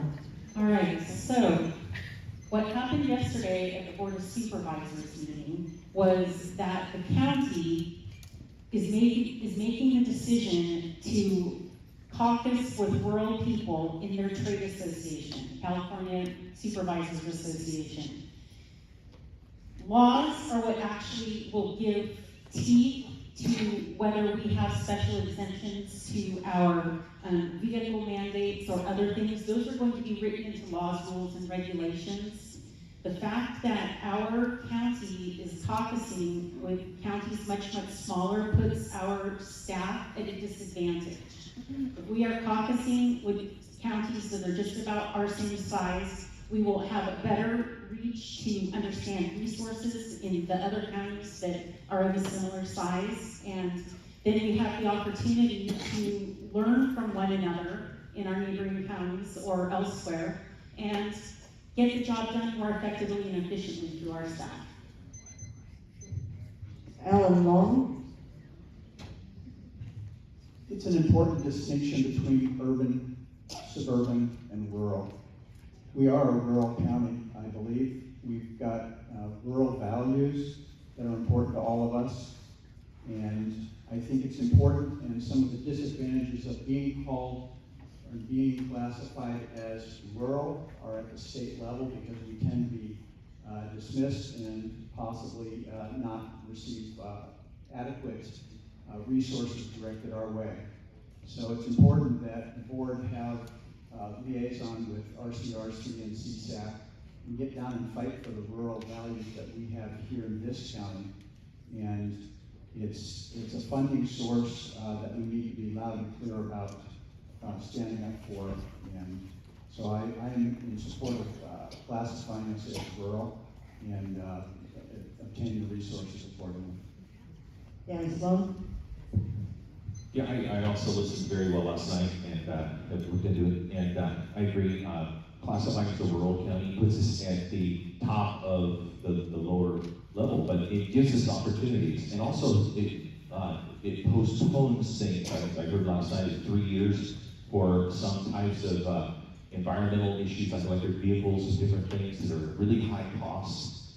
Maybe the technology's not proven, so I'd like to see those things maybe delayed before we make big investments and borrow money or receive grants and other things for those. I do think we are a culture and we have a heritage of being rural. We have a lot, I think Nigel's back there in the back. We have a rural county that needs tourism, and we do really well at that. We've got an amazing lake, the largest reservoir in California. and an amazing community that cherishes the environment, so it's something that we can leverage. We do a lot in terms of STEM and other science and technology and things at university, but we really are a rural county. Matt Plummer? I think the decision that the board made last night was premature, at least in the information that was given to the public. Because ultimately, it sounds to me, based on what we were told last night, that it comes down to three things. It comes down to, if we're a rural county, does that mean that we are exempt from having to follow certain policies for at least a time period? If that's true, then yes, that makes that much more of a favorable idea. Number two, is there something that controls the wages of our staff by this designation? The board did not tell us anything about that last night, so if that's true, that would also be an important consideration. And then third is, how much time do we want and need with the other counties? We have RCRC, where our representatives go and spend time with the rural counties. Is that sufficient? And would it be helpful then to have some time with suburban counties? For example, in Santa Barbara, which was one of the examples that one of the supervisors kept mentioning, why do we want to talk to them? Well, they did just build a new jail a few years ago at a cheaper price than we're being told here. Mary Ricker? Yes, I was a part of that discussion last night. First of all, I want to clarify, it's the California State Association of Counties, CSAC, and it's basically, and I just talked to the director about 3 hours ago, and because he listened to the meeting, he said, boy, my name was dropped more often last night in any board meeting in the state of California. He was really chuckling about that. I don't really see the necessity for changing it. We are a rural county, but we are also classified as a suburban county because a suburban county, the caucus seats has 17 members. Those 17 counties have the ability to have 4 members on a panel with an alternate. If you're in a rural county, there are 17 counties that are part of the rural caucus. And we only have 3 representatives. So basically, we would have more ability to have someone in an executive position in the suburban counties, giving us having more ability to lobby for our citizens and stuff. And where we stay in rural county, we're just going to be Laura Hobbs. I support the board's decision last night to move from suburban to rural. 98% of our county is rural, and we are most similar to other rural counties in this area. We need to caucus with those counties that are facing similar issues to us. And if we stay rural, we can maintain more of our sovereignty here in Shasta. I believe that right now, we are under the thumb of a tyrannical state government that is directly retaliating against Shasta County and probably other rural counties as well. I do not believe in the green energy mandates that are being pushed down our throats. That I think in just a couple years' time, it's very likely that they'll realize the error in their ways, that these batteries are not good for the environment, that we cannot depend on the batteries in a rural area. And also, we need, as citizens, I believe that when we're designated as, okay, I won't go there, thank you. Thank you. Corey, you're going to be first on the next. Oh, Patrick, you get to go. Sorry, Patrick, I already checked you off because you stood up so fast. All right, thank you, Susan. So the board did make the right decision last night. We did have a night meeting, and we're going to have 6 more night meetings this year. We are a rural county. All the surrounding counties around us are rural. And when we're down caucusing in Sacramento, we're with other larger cities, not with like-minded cities. It made no sense to be with other big cities that didn't share the same goals and had the same ideas, what would be good for our citizens. So we fixed that last night. It was a 3-2 vote, and we've been in a suburban category for about a decade. And let's try this, right? They've had their way. Now let's try it as a rural county, which we are. Now we'll get to caucus with all of our other counties that join us, and I think it'll be a better arrangement. Thank you. My apologies, Patrick. You're first, Corky, and the question is, how can the county through the Board of Supervisors, make up for the money lost with the suspension of impact fees? And that's a tough one. I agree with the decision that was made on the impact fees, because I want to encourage good business here, and less cost to the people that want to build a home, or businesses that want to come in and provide more jobs. I'm not sure what that would be. Just ask me that one more time. How do you think that the county can make up for the money lost with the suspension of impact fees? Well, that's going to be with creating more jobs. It's going to be creating more projects, more tax base. I mean, it's just good business sense, you know, to stimulate our economy rather than stifle it. And I think that impact fees are doing a lot of stifling projects. And I believe that the new projects that would come in, the housing, I mean, we can afford housing right now, you know, the middle class or first-time home buyers. Let's work on that, on the front end of that. Suzanne Meredmore. So, first of all, we need to see some math. This decision was made without any backup, any justification as to why this should be zero. I agree that the fees should probably come down based on the fact that we have not grown in population as much as we had anticipated we would. But I don't think that number should be zero. I think we need to go back and look at the map and see what is there and see what we need in order to do the work of the county, the sheriff's department, the planning department, etc. And those people should be involved in those conversations, the resource manager, the sheriff, etc. Those people understand how the money needs to be spent and how much they need, and none of that math was done. Ellen Long. Well, to begin with, I would not have voted to reduce or eliminate the impact fees. This is going to be decided by the Supreme Court, and we can act accordingly once that decision is made. I do not believe that by reducing developer fees, that's going to go directly to the end consumer and stimulate growth and additional purchasing of housing. I believe that'll go into the developer's pocket and will never be passed along. Having said that, I think it's important to figure out, because we know county budgets, they can't really generate new revenue.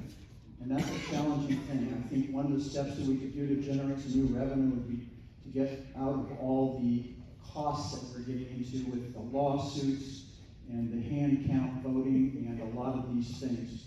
So I think we can save a lot of money there, generate additional revenue. I think one of the things with our government right now is we're not tapping adequately state resources for a lot of money because we don't have the personnel to get into doing that. So, thank you.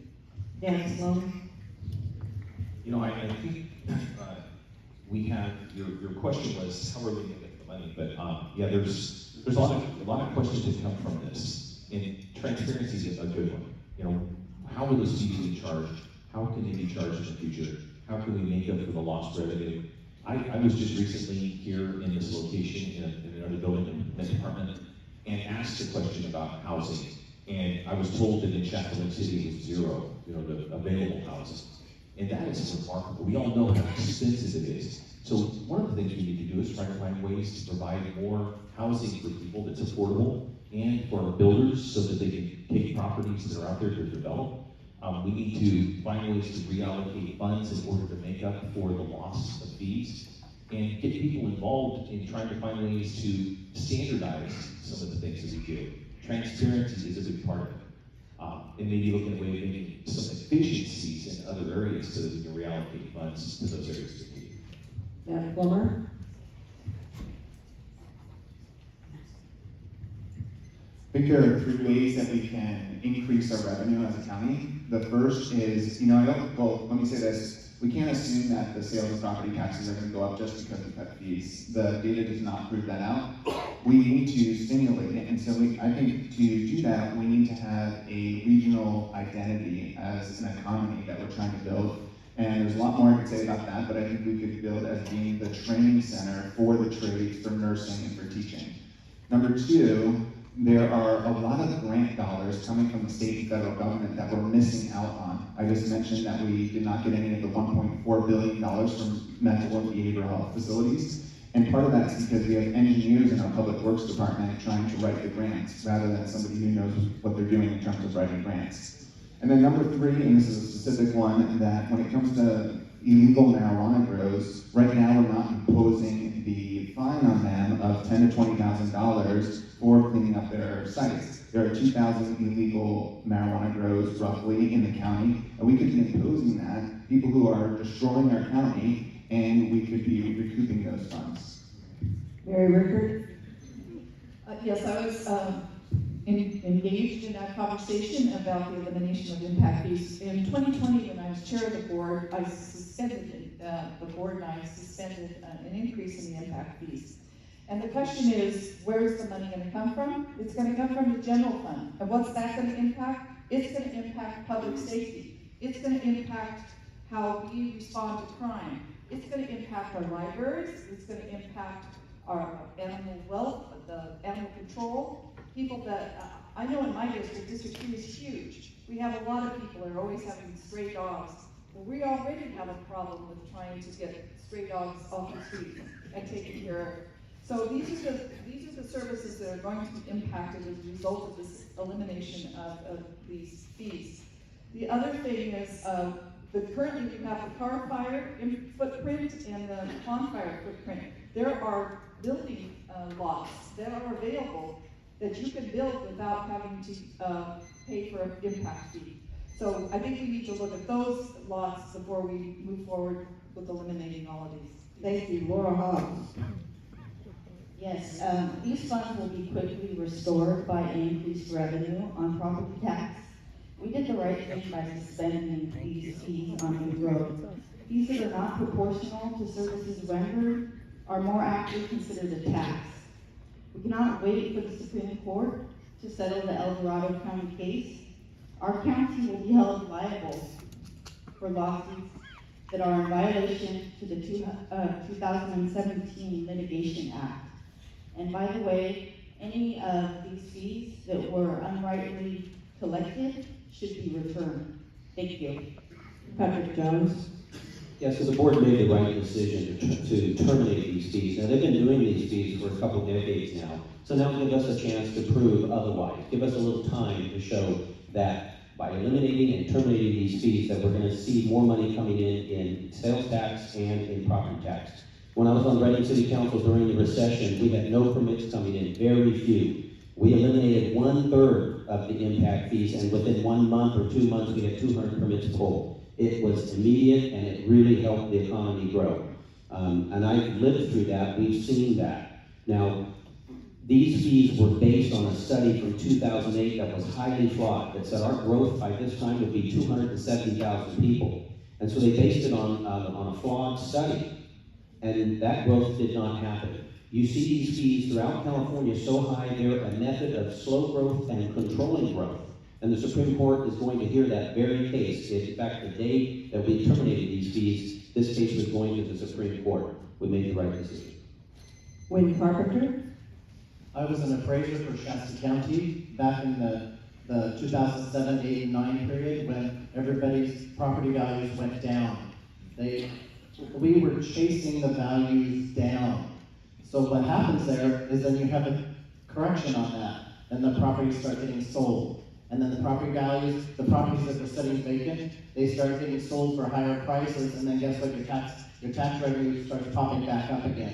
And it's not just the residential part, it's the business aspect of it. I sit on the chamber in Palo Cedro. I'm a chamber board member there. One of my fellow chamber board members is in the process of building a new feed store out there. And guess what? She is so grateful that the fees are going to be gone now because she's in the process of doing this. It's going to save her $30,000 just for paperwork to build her feed store so she can keep the business going that's been going since the 1960s. So that's just one. That's just one little business there out in Palo Cedro. Just think about all the businesses countywide. Thank you. Suzanne, you get the next question first. And this is a question we often ask. Who is your hero or heroine and why?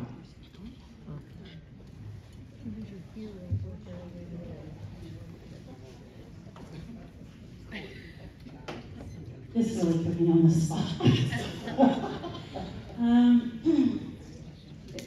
You know, I can't just pick one. I really can't. Pick more than one. Yeah. I'll tell you, as I've been canvassing out in the district, I think all of my friends and neighbors are my heroes. All of us in the community, I have been so inspired by people reaching out, wanting to support my campaign, recognizing that we just need stable governance in Shasta County. We just need to put things back on the rails and take care of business. I think other than that, hero or heroines, yeah, I got nothing. Alan Long. Hero. That is a tough question. I would have to say my father. And I say that because he's no longer with us, but he was just a good, solid person with fundamental values, his faith, conservative. He brought us up to care about people, to have values, to have morals, and I'm forever grateful. That was a very formative part of my life, and I have to say it's my father. Thank you. Dan Sloan. Okay, so it would be God, family, country. You know, I owe all of what I do and who I am to my faith, and I wouldn't be here today if it weren't for that. So I'm just eternally grateful for my belief in Jesus Christ and what that has done for me personally, professionally, everything I do. Just amazing. My family is my mother, my father. I may have indicated earlier, my father passed when I was 1 year old, died in an accident on 44. She moved to the Bay Area, didn't go on unemployment or welfare, and got a job working for the phone company. Gave me the work ethic that I have and have appreciated my entire life. Married an amazing stepfather, and he just instilled values and character. Strong conservative man, quiet man, Catholic. And then in politics, country would be Ronald Reagan. So that was the first president I voted for, and I enjoy politics. Have been involved in it since the second grade, and I love it. So thank you. Matt Plummer.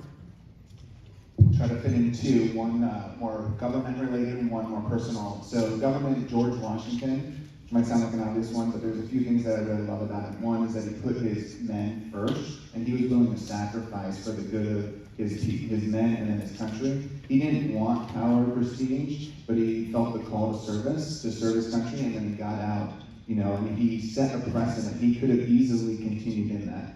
So a lot of other things you could say about him. The other one is my 4th grade teacher. And she called me out when I was in 4th grade and said, would you like to come in early before school and do some extra reading and math? It seems like you're pretty good at that.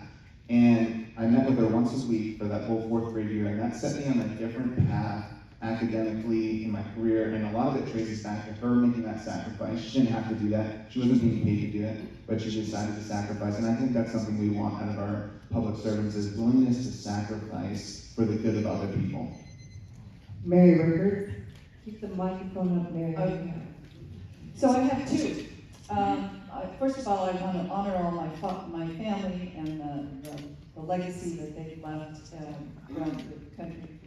But there's two that I would like to mention. One is Mother Teresa. As a lifelong Catholic, I really admire her as a saint.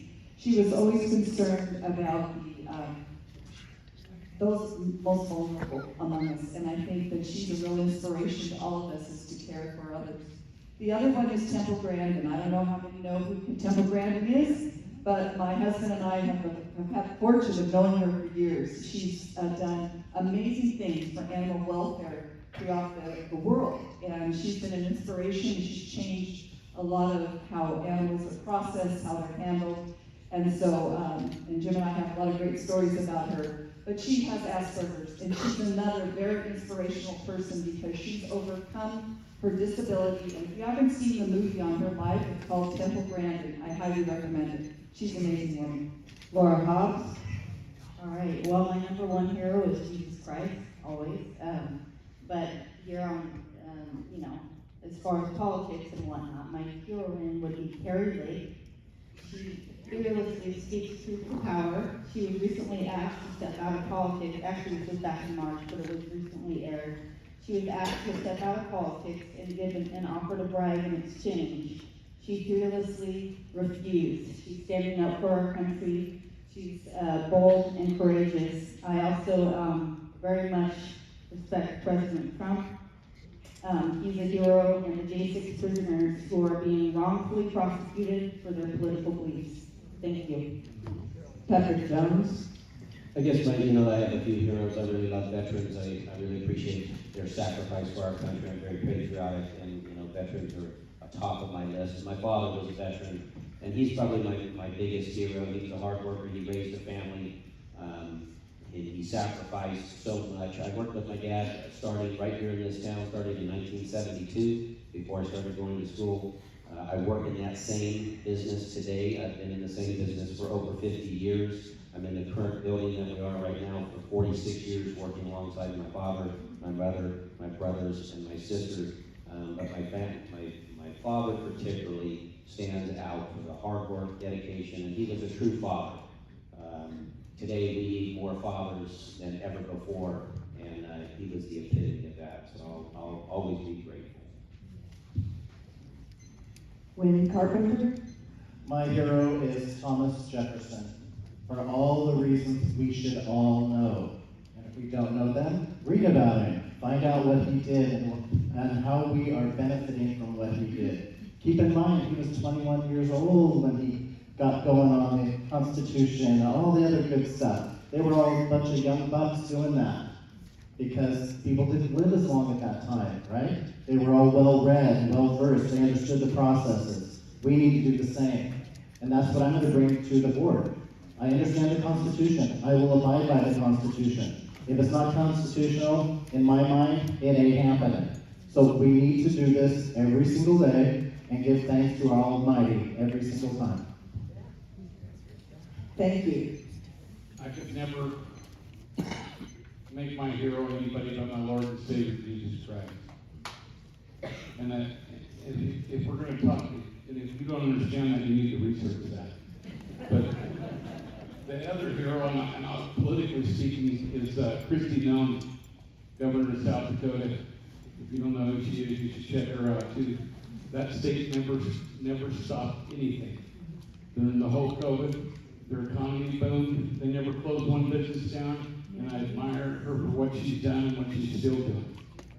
Thank you.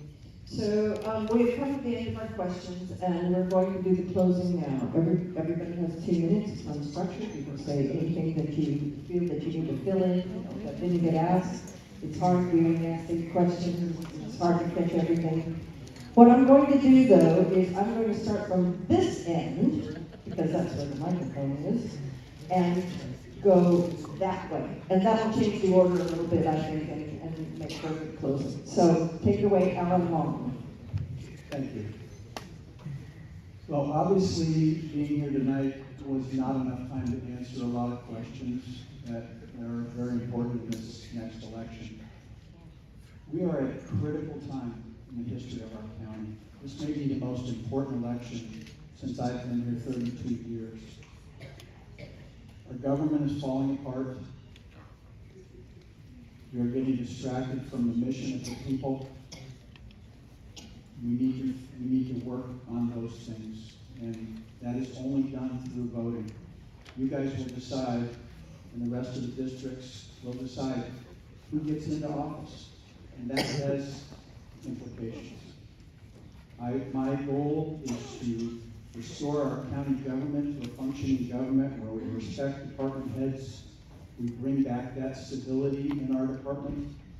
We put faith back in our department heads. We value our employees. We pay them a living wage. Once we do that, we can get on to very important things. I'm going to prioritize building our new public safety building with the mental health and the drug addiction components to it. I will fight tirelessly for those things.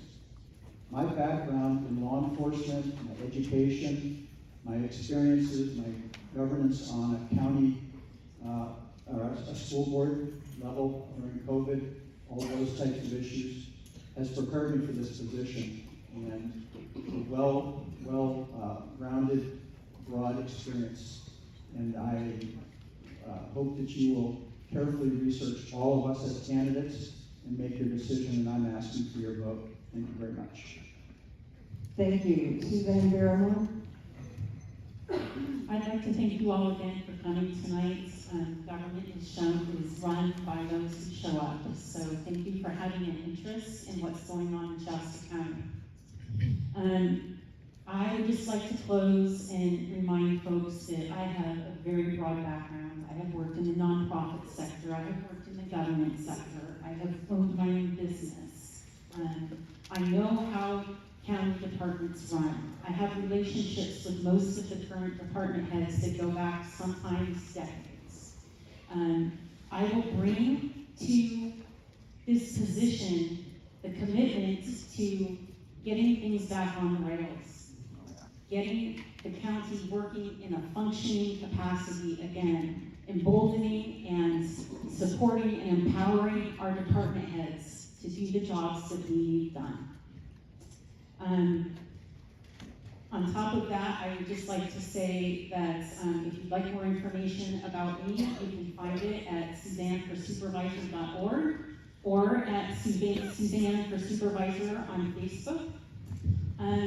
The one last thing that I would just like to beseech all of you as you're considering candidates to vote for is, know that I've been to most of the board meetings for the last couple of years, and that I'm following everything, and I have the relationships that we need to get things back on the rails here locally, and to build a better relationship with our legislators in Sacramento. We keep hearing about how our hands are tied for too many things, that we want local control. Well, then we need to have relationships with Sacramento in order to get that done. And in my advocacy work at CSBA, I have those relationships already, and I'm ready to use them day one as soon as I'm elected into office. Thank you. Courtney Harlan? When I was on my way to this forum, my wife, who knows me better than anybody, sent me this little text, and hopefully you don't be offended by me reading it. My wife won't be happy with me, but she was trying to encourage me, because I don't really like the whole public speaking thing. I already told you that, but my wife said, just remember this. I sent this to you, and I want you to remember this. She said, you are fair-minded, as in common sense, looking at a situation or issue from all points of view, and coming up with the most efficient way to make forward progress. A troubleshooter, so to speak. Bill Wheelhouse was my mentor in my business, and I eventually took over that company. Once said, you have vision, I would say you have positive vision. My wife said, you are a problem solver and very good at bringing people together to work as a team. So I'm asking for you guys to hire me is what I'm doing. It's kind of like a job interview. And I want to ask you to go to my website, CourtneyHarmon.com. It's hard to tell you who I am in a short note, but you can find out about me in this community. Talk to people that work for me. I have a gift of working with people and putting people together and making stuff happen, not by myself, but by putting the right people together. And I'm asking for your vote. The thing I'm most proud of is all the people that work for me. That's what I did, hired them. And that's what I'll do here in a short note. I'm saying I will still have to hurry. I want you to know that I'm trustworthy. I'm very competitive. I'll do you a good job. I'm not doing this for any other reason but that I care. And I have other things I probably should be doing, you know, like maybe thinking about retiring, but that's not in my DNA. I want my kids to say, what's Grandpa doing now? But thank you for being here. Wayne Carpenter. Remember, elections have consequences. We all need to remember that. We've been living with consequences for what, 3.5 years now? So let's take care of it locally. Elections do have consequences. Research the people. If you don't know them, research them. Check them out. Talk to them. Find out what's going on. I've been going to the board meetings for about 6 years now. And the nuances that you find in the boardroom when you sit there and listen is huge compared to what people tell you what they saw and they heard. It's different than what you see online and what you hear online. You have to be in the room. You hear all the little idiosyncrasies that are said under their breath. You understand what's going on. You understand who's doing what to whom. You have to pay attention to the details. And believe me, I've heard it from the dais, and I've heard it from the crowd. Both ways. Everybody's guilty of something happening. I understand what the players do and how they do it. And I understand what we need to fix. I am fair-minded. I will always be honest. You may not like the response, but it'll be true. Because then I never have to remember what I said, because it'll be the truth. And I always operate that way, because I was raised that way. And if I didn't operate that way, my parents were great disciplinarians. They understood the value of disciplining. I raised my children that way, and I'm blessed. I have 2 beautiful children that are adults. That my son and beautiful daughter-in-law gave me a beautiful granddaughter last year, and so the family's growing. I'm retired. I have the full-time capacity to work on this. I'm not involved in any other committees other than the chamber that I currently sit on, and that will not affect my decisions on any capacity of working on the board and giving it more than 40 hours a week as necessary. Thank you. Patrick Jones. Thank you for allowing me to speak tonight. When I was on Reading City Council, I turned down the CalPERS retirement, I turned down lifetime medical, I've also at the county turned down all the retirement. I've saved just in that alone $600,000 to the taxpayers because I didn't feel it was right. I feel this is a part-time job, and doing what's right when no one's looking is the job. I'm very proud of the majority of this board. We have done a lot of work last year, we're gonna do a lot of work this year. If you like the direction that we're going, I'd ask for your vote. And we're not running the county down. We're lifting this county up to the position that it needs to be. And the majority is doing that. And I'd like your vote. I hope you check me out March 5th. Thank you.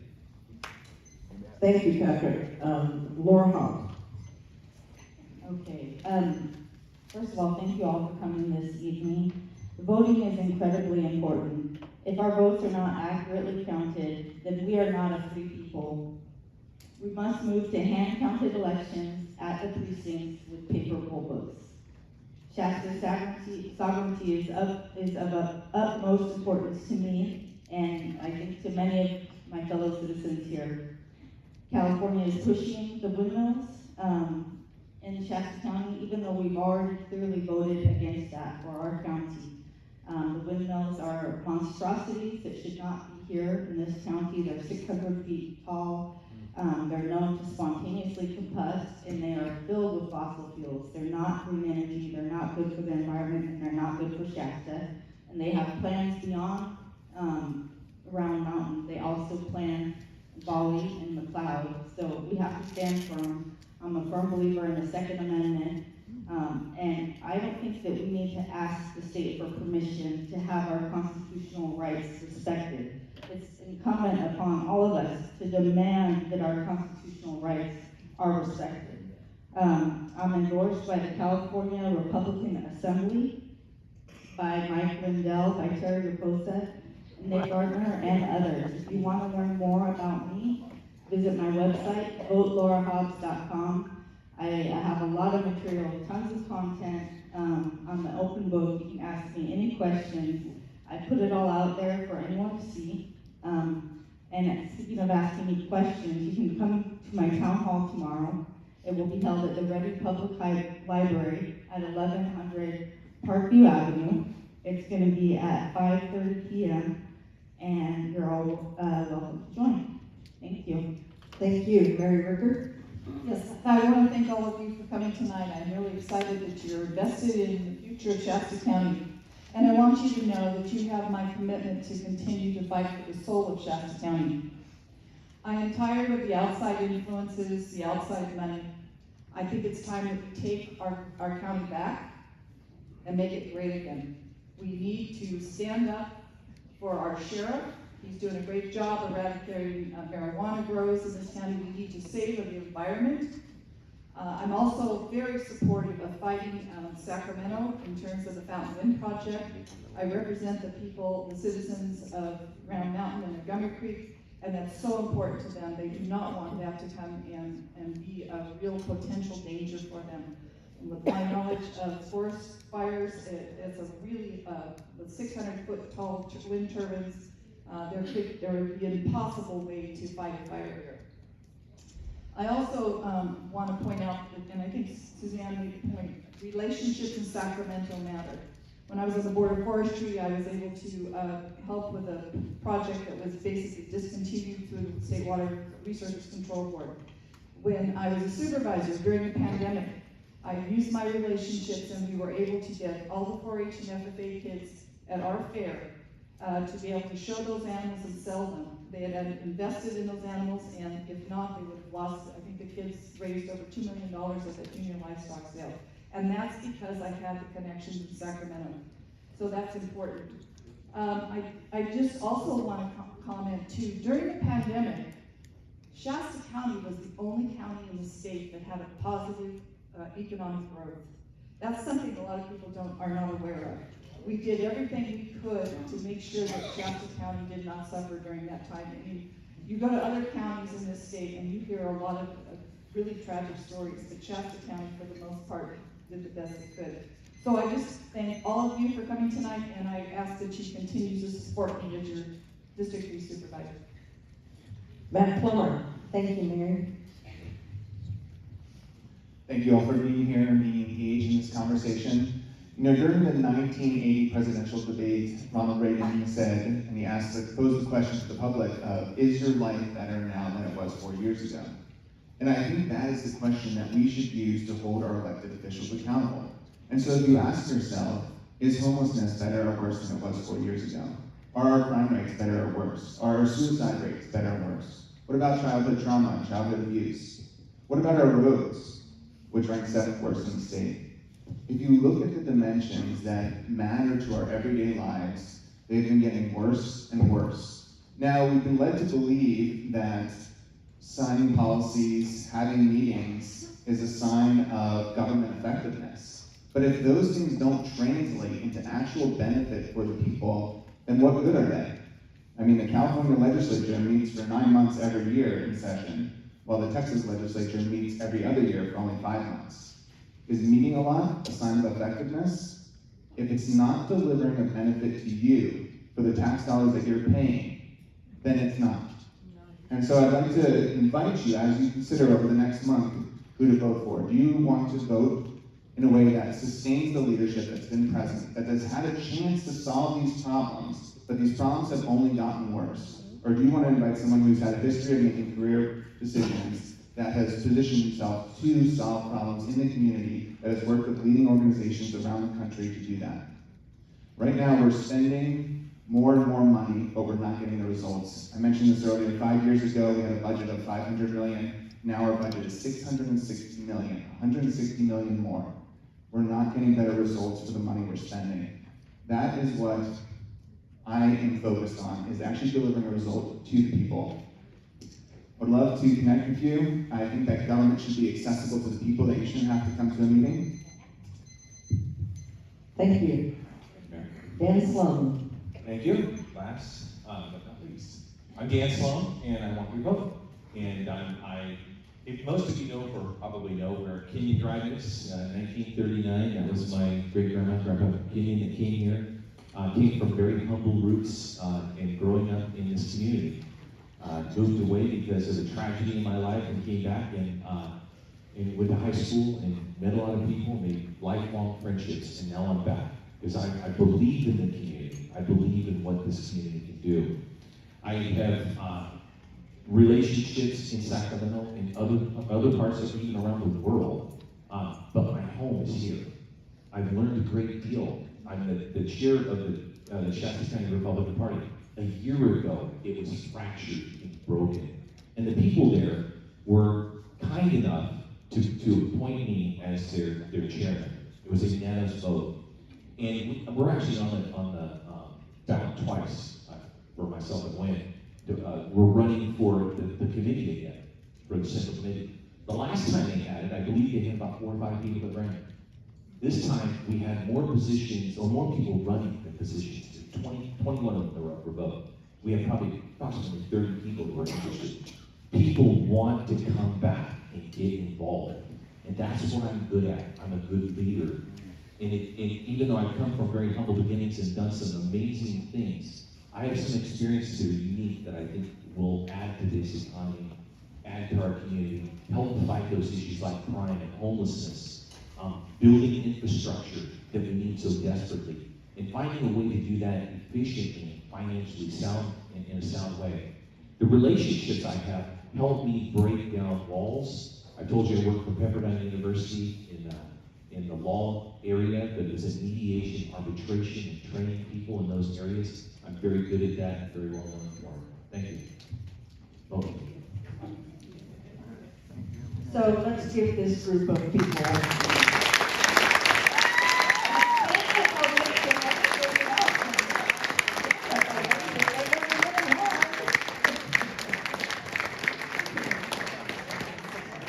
Thank you all for joining us tonight.